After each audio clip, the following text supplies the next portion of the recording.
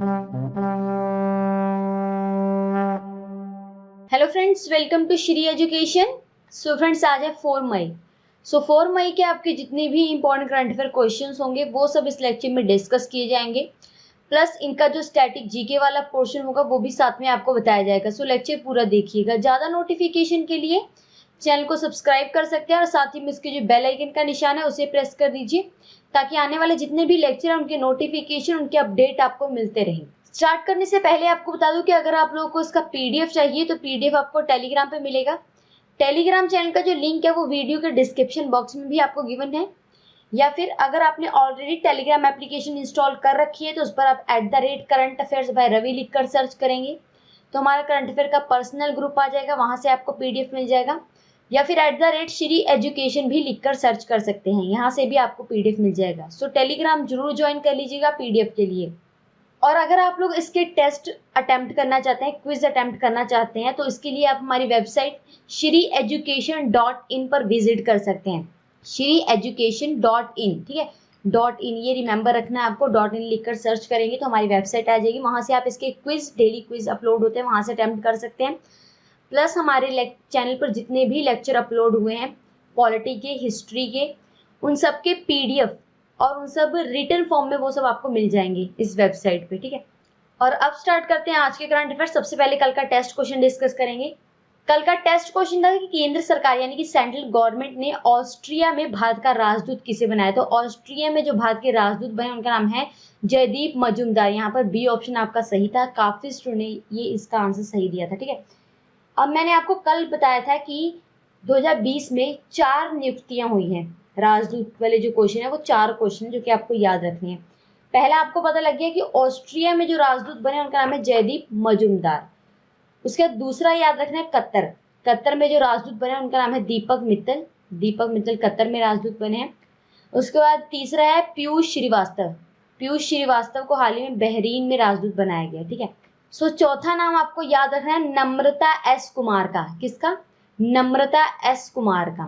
कल मैंने आपको बताया था नम्रता एस कुमार को हाल ही में स्लोवेनिया में भारत का राजदूत बनाया गया। तो ये 4 इंपॉर्टेंट क्वेश्चन है। नम्रता एस कुमार स्लोवेनिया में बनी है, जयदीप मजूमदार ऑस्ट्रिया में भारत के राजदूत बने हैं, दीपक मित्तल कतर में बने और पीयूष श्रीवास्तव बहरीन में भारत के राजदूत बने। तो ये 4 इंपॉर्टेंट क्वेश्चन आपको याद रखने हैं। और अब स्टार्ट करेंगे आज के क्वेश्चंस। आज का सबसे पहला क्वेश्चन है कि विश्व प्रेस स्वतंत्रता दिवस यानी कि वर्ल्ड प्रेस फ्रीडम डे कब सेलिब्रेट किया गया है। सबसे पहले आपको बता दूं कि जो वर्ल्ड प्रेस फ्रीडम डे है इसे वर्ल्ड प्रेस डे भी बोला जाता है। सो कुछ भी लिखा है, वर्ल्ड प्रेस फ्रीडम डे लिखा है या फिर वर्ल्ड प्रेस डे लिखा है, सेम बात है। सो ये दिन सेलिब्रेट किया गया 3 मई को। यहाँ पर बी ऑप्शन सही है। हर साल मनाया जाता है ये दिन। सबसे पहले आपको इसका उद्देश्य पता होना चाहिए कि ये दिन क्यों मनाया जाता है। तो पूरी दुनिया में जितने भी मीडिया कर्मी, जितने भी प्रेस वाले हैं, उनकी स्वतंत्रता को दर्शाने के लिए ये दिन सेलिब्रेट किया जाता है, ठीक है। अब 2020 में अगर ये दिन मनाया गया तो सबसे पहले आपको इसका थीम पता होना चाहिए। तो इस साल का थीम है journalism without fear and favour. क्या थीम है? Journalism without fear and favour. और ये दिन यूएन के द्वारा मनाया जाता है, यूनाइटेड नेशन यानी कि संयुक्त राष्ट्र के द्वारा। यूनाइटेड नेशन के बारे में आपको बता दूं कि यूएन की जो स्थापना है 1945 में हुई है। इसका हेडक्वार्टर न्यूयॉर्क में है, यूएसए के अंदर, ठीक है। इनके जो सेक्रेटरी जनरल है उनका नाम है एंटोनियो गुटरेस और जो डिप्टी जनरल सेक्रेटरी है उनका नाम है अमीना जे मोहम्मद। सो ये कुछ इंपॉर्टेंट बातें आपको याद रखनी है किसके बारे में, यूनाइटेड नेशन यानी कि संयुक्त राष्ट्र के बारे में। अब मई के मंथ में जो और भी इंपॉर्टेंट डे सेलिब्रेट किए गए जो कि हमने कल और परसों डिस्कस किए थे वो एक बार रिपीट कर देती हूँ। सबसे पहले हमने पढ़ा था 1 मई। तो 1 मई को इंटरनेशनल लेबर्स डे सेलिब्रेट किया जाता है। उसके बाद 2 मई हमने पढ़ा था कल, तो 2 मई को वर्ल्ड टूना डे सेलिब्रेट किया गया था। टूना आपको बताया था एक फिश की टाइप है, उसकी इंपॉर्टेंस के बारे में दर्शाने के लिए ये दिन मनाया गया, ठीक है। सो ये 3 इंपॉर्टेंट डे आपको याद रखने हैं मई के मंथ के। अगला इंपॉर्टेंट क्वेश्चन, किस राज्य के कोविलपट्टी कदलाई मिट्टई को जीआई टैग मिला है। कोविलपट्टी कदलाई मिठाई ये एक डेजर्ट की टाइप है, ठीक है, एक डेजर्ट की टाइप है जिसे जीआई टैग मिला है, ज्योग्राफिकल इंडिकेशन टैग मिला है। और आपको पता होना चाहिए कि ये जो कोविलपट्टी कदलाई मिठाई है ये तमिलनाडु की बहुत ही फेमस है। डी ऑप्शन यहाँ पर आपका सही है, तमिलनाडु की फेमस ये डिश है। और यहाँ पर आपको पता होना चाहिए कि ये मूंगफली से बनाई जाती है। गुड़ और मूंगफली का यूज करके बनाई जाती है। तमिलनाडु में बहुत ही ज्यादा ये फेमस है, इसीलिए इसे जीआई टैग दिया गया, ज्योग्राफिकल इंडिकेशन टैग। मैंने आपको कल भी बताया था कि जीआई टैग जो है, ज्योग्राफिकल इंडिकेशन इसकी फुल फॉर्म होती है। ये ऐसे प्रोडक्ट्स को दी जाती है जो अपने एरिया के बहुत ही फेमस होते हैं और वो किसी पर्टिकुलर एरिया में उगाए जाते हैं, ठीक है। उनका जो प्रोडक्शन है या फिर उनका उत्पाद जो है, ये किसी एक ही पर्टिकुलर एरिया पर होता है, हर जगह नहीं होता, ठीक है। ऐसे प्रोडक्ट्स को जीआई टैग मिलता है। और मैंने कल ये भी बताया था आपको कि जीआई की फुल फॉर्म आपको पता है, ज्योग्राफिकल इंडिकेशन। और अब तक 624 ऐसे उत्पाद हैं इसे मिलाकर, ठीक है, इसे मिलाकर 624 ऐसे उत्पाद हैं भारत के जिन्हें जीआई टैग मिल चुका है। कल हमने 2 क्वेश्चन डिस्कस किए थे। पहला मैंने आपको बताया था कि हाल ही में कश्मीरी केसर जो है उसे भी जीआई टैग मिला है, और मणिपुर के जो काले चावल हैं, ब्लैक राइस, उसे भी जीआई टैग दिया गया। तो ये 2 क्वेश्चन और भी आपको याद रखने हैं। यहाँ पर तमिलनाडु का जो स्टैटिक जीके वाला पोर्शन है वो डिस्कस कर लेते हैं। यहाँ पर तमिलनाडु की कैपिटल है चेन्नई, सीएम का नाम है एडापडी के पालानीस्वामी और गवर्नर है बनवारी लाल पुरोहित। और तमिलनाडु के अंदर लोकसभा सीटें 39, राज्यसभा सीटें 18, विधानसभा सीटें 234 है। फोक डांस है भारतनाट्यम और नेशनल पार्क है Indira Gandhi wild life sanctuary. ये इंपॉर्टेंट आपको याद रखना है तमिलनाडु के बारे में। अगला क्वेश्चन, हाल ही में किसे यस बैंक का सीआरओ यानी कि चीफ रिस्क ऑफिसर नियुक्त किया गया है? तो उनका नाम है नीरज धवन। यहाँ पर आपका डी ऑप्शन सही है। हाल ही में नीरज धवन को यस बैंक का सीआरओ यानी कि चीफ रिस्क ऑफिसर नियुक्त किया गया। नीरज धवन से पहले ये पोस्ट किसने संभाली हुई थी? नीरज धवन से पहले यस बैंक के सीआरओ थे आशीष अग्रवाल। आशीष अग्रवाल की जगह लिए नीरज धवन ने। सीआरओ की फुल फॉर्म मैंने आपको बता दी, चीफ रिस्क ऑफिसर यानी कि मुख्य जोखिम अधिकारी, ठीक है। अब यहाँ पर यस बैंक के बारे में डिस्कस करेंगे। देखिए, जो यस बैंक है इसकी स्थापना 2004 में हुई है। यस बैंक का जो हेडक्वार्टर है ये आपको पता होना चाहिए कि महाराष्ट्र के अंदर मुंबई में है। यस बैंक के जो मैनेजिंग डायरेक्टर और चीफ एग्जीक्यूटिव ऑफिसर हैं उनका नाम है प्रशांत कुमार। क्या नाम है उनका? प्रशांत कुमार, ठीक है। ये कुछ इंपॉर्टेंट बातें हो गई यस बैंक के बारे में, इंपॉर्टेंट आपको नोट डाउन करना, ठीक है, स्टैटिक जीके वाला पोर्शन।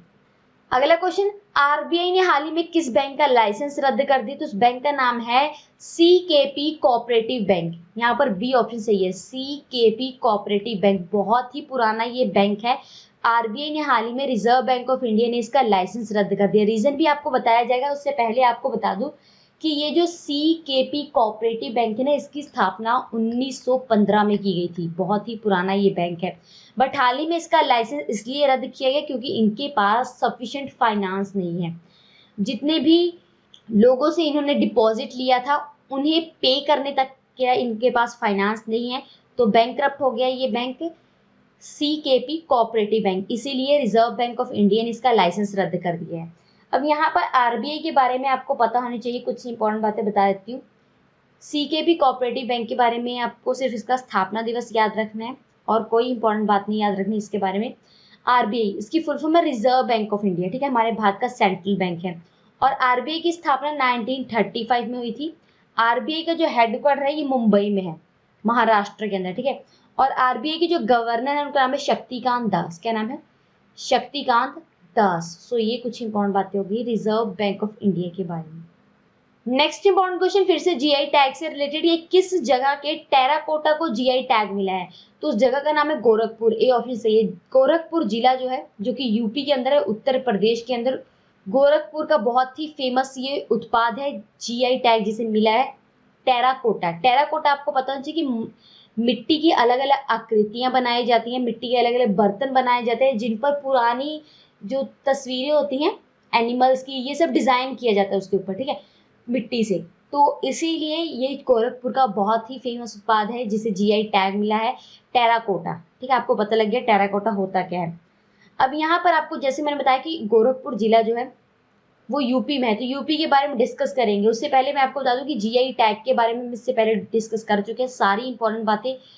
और 624 अब तक ऐसे प्रोडक्ट्स हैं जिन्हें जीआई टैग मिला, जिसमें टेराकोटा भी इंक्लूड है, ठीक है। अब यूपी यहाँ पर है। यूपी की कैपिटल है लखनऊ। यूपी के सीएम का नाम है योगी आदित्यनाथ। यूपी के गवर्नर है आनंदीबेन पटेल, ठीक है। यूपी के अंदर लोकसभा सीटें 80, राज्यसभा सीटें 31, विधानसभा सीटें 403 है। और आपको पता होना चाहिए कि उत्तर प्रदेश भारत का ऐसा राज्य है जिसमें लोकसभा, राज्यसभा और विधानसभा सीटें सबसे अधिक हैं। और अगर पूछा जाए कि जनसंख्या की दृष्टि से भारत का सबसे बड़ा राज्य कौन सा है, तो वो है उत्तर प्रदेश। ठीक है, अगर क्षेत्रफल की दृष्टि से पूछा जाए तो फिर है राजस्थान। तो ये दोनों के बीच में डिफरेंस आपको पता चाहिए, राजस्थान क्षेत्रफल की दृष्टि से और उत्तर प्रदेश जनसंख्या की दृष्टि से। और यूपी का फोक डांस है फेमस रासलीला, और नेशनल पार्क है दुधवा नेशनल पार्क। सो ये आपको यूपी के बारे में इंपॉर्टेंट बातें नोट करनी है। अगला क्वेश्चन है आज का कि गुजरात राज्य का स्थापना दिवस कब मनाया गया। तो हाल ही में गुजरात राज्य का जो स्थापना दिवस है ये 1 मई को सेलिब्रेट किया गया है। यहाँ पर आपका ए ऑप्शन सही है। 1 मई को गुजरात जो राज्य है उसकी स्थापना की गई थी। 1 मई 1960 में गुजरात राज्य को भारत का राज्य बनाया गया था। ठीक है, तो इसी चीज को रिमेंबर करने के लिए ये दिन सेलिब्रेट किया जाता है, गुजरात राज्य का स्थापना दिवस। अब गुजरात के बारे में स्टैटिक जीके वाला पोर्शन डिस्कस कर लेते हैं। यहाँ पर गुजरात, इसकी कैपिटल है गांधीनगर, सीएम है विजय रूपानी, गवर्नर है आचार्य देवव्रत। गुजरात के अंदर लोकसभा सीटें 26, राज्यसभा सीटें 11, विधानसभा सीटें 182 है। ठीक है, गुजरात का जो फोक डांस है वो है गरबा, नेशनल पार्क है गिर नेशनल पार्क। ये कुछ इंपॉर्टेंट बातें हो गई गुजरात के बारे में जो कि आपको नोट डाउन करनी है। उसके अलावा एक इंपॉर्टेंट बात आपको और गुजरात के बारे में याद रखना होगा कि गुजरात भारत का ऐसा राज्य है जिसमें सबसे अधिक नमक उत्पादन होता है। तो भारत में जो प्रमुख नमक उत्पादन के क्षेत्र में पहला राज्य है, प्रमुख राज्य है, वो है गुजरात। ठीक है, पूरे देश में जितना भी नमक यूज होता है उसका 60% नमक गुजरात में बनाया जाता है। सो ये इंपॉर्टेंट आपको याद रखना गुजरात के बारे में। अगला क्वेश्चन, हाल ही में अंतरराष्ट्रीय खगोल विज्ञान दिवस कब मनाया गया, यानी कि इंटरनेशनल एस्ट्रोनॉमी डे कब सेलिब्रेट किया गया। तो इंटरनेशनल एस्ट्रोनॉमी डे यानी कि अंतरराष्ट्रीय खगोल विज्ञान दिवस ये 2 मई को सेलिब्रेट किया गया। यहाँ पर डी ऑप्शन आपका सही है। ठीक है, जो इंपॉर्टेंट डे सेलिब्रेट किए गए थे मई के मंथ में वो मैंने रिपीट कर दिए। 2 मई को आपको बताया गया वर्ल्ड टूना डे भी सेलिब्रेट किया गया था, प्लस अंतरराष्ट्रीय खगोल विज्ञान दिवस, ये दोनों ही आपको याद रखने हैं। ठीक है, और आपको यहाँ पर बता दूं कि जो अंतरराष्ट्रीय खगोल विज्ञान दिवस है ना, ये साल में 2 बार सेलिब्रेट किया जाता है। एक तो 2 मई को मनाया जाता है, उसके बाद 2020 में ही 26 सितंबर को भी ये दिन सेलिब्रेट किया जाता है। एक इसे विंटर के सीजन में मनाया जाता है सितंबर में, और एक इसे बसंत ऋतु में सेलिब्रेट किया जाता है अंतरराष्ट्रीय खगोल विज्ञान दिवस को, जो कि 2 मई को इस बार मनाया जा रहा है। ठीक है, ये दिन इसीलिए मनाया जाता है कि लोगों को ब्रह्मांड के बारे में जागरूक किया जा सके, ब्रह्मांड के बारे में जागरूक किया जा सके, इसीलिए ये दिन हर साल सेलिब्रेट किया जाता है। इंपॉर्टेंट है, और ये आपको याद रखना है कि साल में 2 बार ये दिन सेलिब्रेट किया जाता है। एक तो बसंत ऋतु में 2 मई को मनाया गया, और एक विंटर सीजन में 26 सितंबर को ये सेलिब्रेट किया जाता है। सो ये आपको याद रखना है इसके बारे में। नेक्स्ट क्वेश्चन, हाल ही में किसे एनटीपीसी का निर्देशक यानी कि डायरेक्टर नियुक्त किया गया। तो उनका नाम है रमेश बाबू बी। यहाँ पर ए ऑप्शन सही है, रामेश बाबू को हाल ही में एनटीपीसी का निर्देशक यानी कि डायरेक्टर बनाया गया। आपको बता दूं कि जो रमेश बाबू है ना, ये इससे पहले एनटीपीसी के सीएमडी थे, चेयरमैन एंड मैनेजिंग डायरेक्टर। अब इन्हें डायरेक्टर बनाया गया है। एनटीपीसी के बारे में पता चाहिए, इसकी फुल फॉर्म है नेशनल थर्मल पावर कॉर्पोरेशन। क्या फुल फॉर्म है? National thermal power corporation. और एनटीपीसी की जो स्थापना है ये 1975 में हुई है। एनटीपीसी का हेडक्वार्टर न्यू दिल्ली में है, ये आपको याद रखना है। और एनटीपीसी की जो एमडी और चेयरमैन है उनका नाम है गुरदीप सिंह। क्या नाम है? गुरदीप सिंह। सो ये कुछ इंपॉर्टेंट बातें होगी एनटीपीसी के बारे में, नेशनल थर्मल पावर कॉर्पोरेशन के बारे में। और आज का सेकेंड लास्ट और बहुत ही इंपॉर्टेंट क्वेश्चन, हाल ही में किस राज्य ने एग्रो इंटरप्रेन्योर फेस्टिवल डेस्क शुरू किया है। तो उस राज्य का नाम है त्रिपुरा। यहाँ पर बी ऑप्शन सही है। हाल ही में त्रिपुरा राज्य ने एग्रो एंटरप्रेन्योर फेस्टिवल डेस्क शुरू किया है। ठीक है, त्रिपुरा के अंदर जितने भी छोटे एंटरप्रेन्योर्स हैं उनके लिए ये शुरू किया गया, ताकि उन्हें जो फाइनेंशियल प्रॉब्लम होती है वो ना फेस करनी पड़े और उन्हें सफिशिएंट फाइनेंस प्रोवाइड किया जा सके, सफिशिएंट कैपिटल प्रोवाइड की जा सके। इसीलिए ये एग्रो एंटरप्रेन्योर फेस्टिवल डेस्क शुरू किया गया त्रिपुरा में। त्रिपुरा राज्य के बारे में एक बार डिस्कस करेंगे। यहाँ पर त्रिपुरा, इसकी कैपिटल है अगरतला। त्रिपुरा के जो सीएम है उनका नाम है बिप्लब कुमार देव और गवर्नर है रमेश बैस। त्रिपुरा के अंदर लोकसभा सीटें 2, राज्यसभा सीटें 1, विधानसभा सीटें 60 हैं। त्रिपुरा का फोक डांस है होजागिरी और नेशनल पार्क है राजपरी नेशनल पार्क। सो ये आपको इंपॉर्टेंट नोट करना है इस राज्य के बारे में। और आज का आखिरी और बहुत ही इंपॉर्टेंट क्वेश्चन है, आईसीसी ने T20 रैंकिंग जारी की, आपको बताने की इसमें हमारी भारतीय क्रिकेट टीम कौन से स्थान पर है। तो आईसीसी की जो T20 रैंकिंग जारी हुई है उसमें Indian cricket team 3rd rank पे है, यहाँ पर COP सही है। कल मैंने आपको क्वेश्चन बताया था कि आईसीसी ने हाल ही में टेस्ट रैंकिंग जारी की है जिसमें भारत की क्रिकेट टीम 3rd रैंक पे है और T20 रैंकिंग में भी 3rd रैंक पे है। ठीक है, ये दोनों रैंकिंग बता देती हूँ। देखिए जो T20 रैंकिंग जारी हुई है उसमें पहले स्थान पर है ऑस्ट्रेलिया। कौन है पहले स्थान पर? ऑस्ट्रेलिया। और सेकंड नंबर पे है इंग्लैंड, 3rd नंबर पे है इंडिया। T20 रैंकिंग बता रही हूँ, ठीक है। 3rd नंबर पे इंडिया और 4th नंबर पे पाकिस्तान है और 5th नंबर पे है साउथ अफ्रीका। South Africa.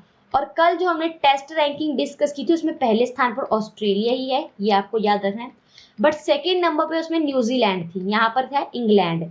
और 3rd नंबर पे इंडिया है, ये आपको याद रखें, दोनों में इंडिया की रैंकिंग 3rd है। उसके 4th नंबर पे इंग्लैंड है यहाँ पर और 5th नंबर पे है श्रीलंका। सो ये दोनों रैंकिंग याद रखनी और डिफरेंस याद रखना है। फर्स्ट 5 रैंकिंग दोनों के लिए इंपॉर्टेंट है आपके लिए। अब आईसीसी के बारे में डिस्कस करेंगे। तो आईसीसी की फुल फॉर्म होती है इंटरनेशनल क्रिकेट काउंसिल। क्या फुल फॉर्म है? International cricket council. और आईसीसी की जो स्थापना है ये 1909 में हुई है। आईसीसी का हेडक्वार्टर दुबई में है, यूएई के अंदर, यूनाइटेड अरब अमीरात के अंदर। और आईसीसी इनके चीफ एग्जीक्यूटिव ऑफिसर है मनु साहनी। मनु साहनी। और आईसीसी के जो चेयरमैन है उनका नाम है शशांक मनोहर। शशांक मनोहर। सो ये कुछ इंपॉर्टेंट बातें हो गई आईसीसी यानी कि इंटरनेशनल क्रिकेट काउंसिल के बारे में। और ये थे आपके आज के करंट अफेयर्स। लेक्चर कैसा लगा वो आपको कमेंट करके बताना है, ठीक है। सबसे पहले आज का टेस्ट क्वेश्चन डिस्कस कर लेते हैं। तो टेस्ट क्वेश्चन है, हाल ही में किसे गूगल पे इंडिया का सलाहकार नियुक्त किया गया? इन चारों ऑप्शन में से बताना है आपको। इस क्वेश्चन का आंसर आपको कमेंट बॉक्स में देना होगा। लेक्चर कैसा लगा वो भी आपको कमेंट करके बताना है। और श्री education.in जो कि हमारी ऑफिशियल वेबसाइट है, वहां पर आपको विजिट करके इसके जो क्विज हैं वो अटेम्प्ट करने हैं, ठीक है। और आपके कितने मार्क्स आए वो आपको हमें कमेंट करके बताना है। और हम आपसे मिलते हैं नेक्स्ट लेक्चर में, तब तक जुड़े रहें हमारे साथ। Thank you.